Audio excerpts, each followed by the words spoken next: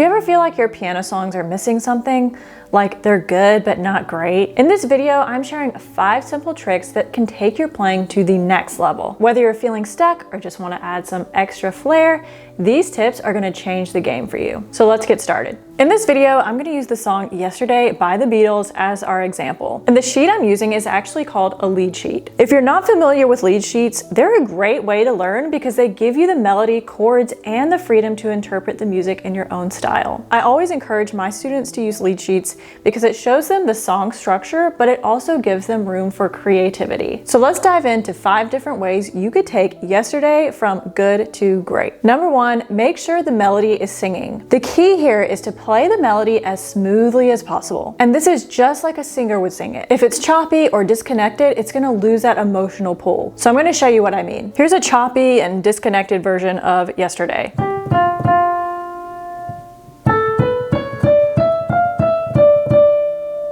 This is essentially like playing it as if you were singing like this. All my troubles seem so far away.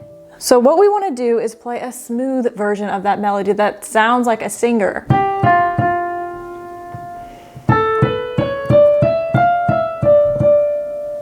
In that example, I played it legato, which means smooth in music. You can also create little gaps where the singer would naturally breathe. So I'll show you what I mean by that. He would sing, yesterday, and then right here the singer's gonna breathe, so you're gonna pick up your hand and let a gap happen there and then continue on. So listen to the whole thing again.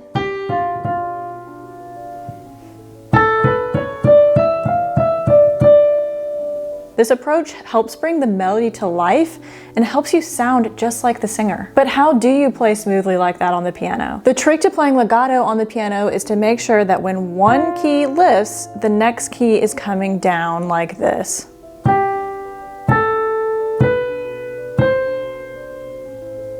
Number 2, add dynamics and adjust the tempo to bring out emotion. Dynamics mean the loudness and softness of music, and the tempo is how fast or slow you're playing it. We can play around with the dynamics and tempo to make the song a lot more emotional. So let's take a look at Yesterday to see how this works. First, I recommend listening to the song and paying attention to where there is emotion added. One way you can really pay attention to it is what are they saying in the lyrics. One of the lyrics is, why she had to go, I don't know. She wouldn't say. That is a very emotional part of the song. And you can think those lyrics are pretty sad. So we could play around with the dynamics there to bring out that emotion.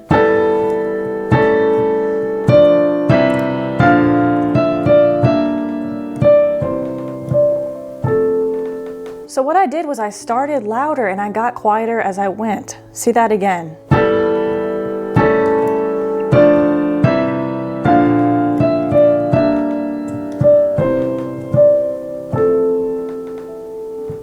To add dynamics, you're going to need to use some more of your arm weight to have that good full sound. Now when we get to the lyrics, I said something wrong, now I long for yesterday.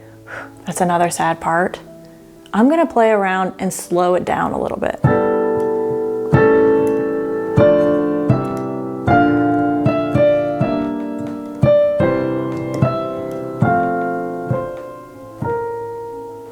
So I slowed down on, and then you could start back at the regular speed and get back to the song. Okay? By slowing down and adding dynamics, you can really emphasize the sadness in these lyrics. These small changes in dynamics and tempo can really change the emotion of how you're playing. Number 3, master the sustain pedal for a fuller sound. The sustain pedal is a game changer, but only when you're playing it right. It's very easy to play the sustain pedal incorrectly. A lot of people will hold it down the entire song, which is not good, or they will change the pedal at the wrong time. Understanding how to use it correctly is going to change the game for you. First, let's hear how the song sounds without using the sustain pedal.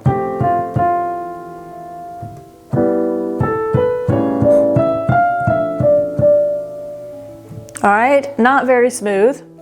And here's how it sounds with the sustain pedal.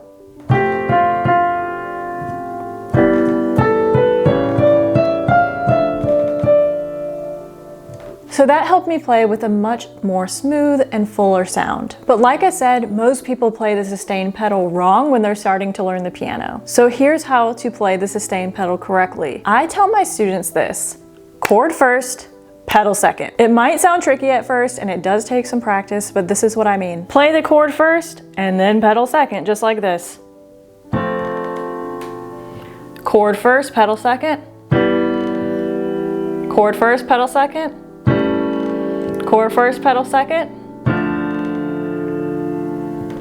So it's all about timing. Press the chord first, pedal second. The pedal's gonna come immediately after the chord. With a little bit of practice, this is gonna really change the game for you on your sound. Before I get to the next 2 points, what is one area of your piano playing that you would like to improve? Let me know in the comments. Number 4, use chord inversions to make smoother transitions. Instead of always playing chords in their root position, play around with them and change the order of the notes. So basically what a chord inversion is changing the order of the chord.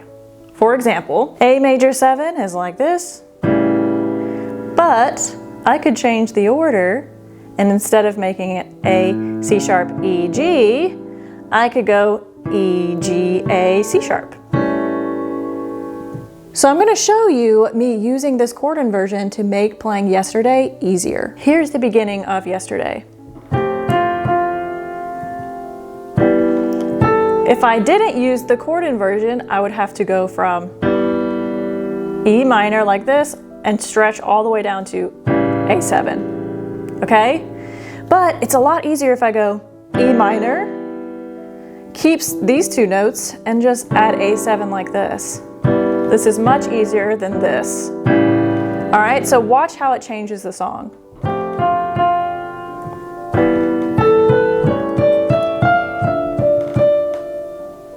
So always choose a chord inversion that is closest to the current chord you're playing, and it's gonna make it a lot easier for you. Not only does it make it easier, but sometimes it can sound better. So I also encourage it just for creativity purposes. Number 5 is improvise on the chords for a more creative sound. Once you're comfortable with playing the basic chords, try to add some variety in your left hand. You could use arpeggios or any kind of other rhythm patterns. For example, I could use arpeggios in my left hand to make Yesterday sound different.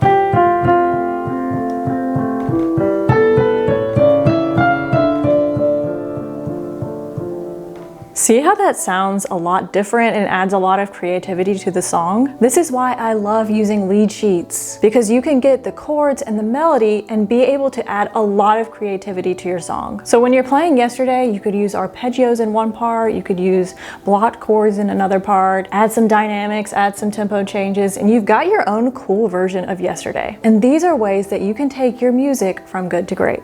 Mastering these things like the sustain pedal, chord inversions, and more is great, but if you have no structure or no support from a teacher, it's going to be really difficult. If you would like a step-by-step guide on what to learn on the piano in order so that you can go from 0 to playing your favorite songs on the piano more quickly and with more creativity, I recommend watching my free training. I have a local music school with over 400 students and students in my Piano Accelerator program online from all over the world. And I'm excited to share one of the success stories with you today. Here is my student, Dale, playing the piano after only 3 months in my Piano Accelerator program.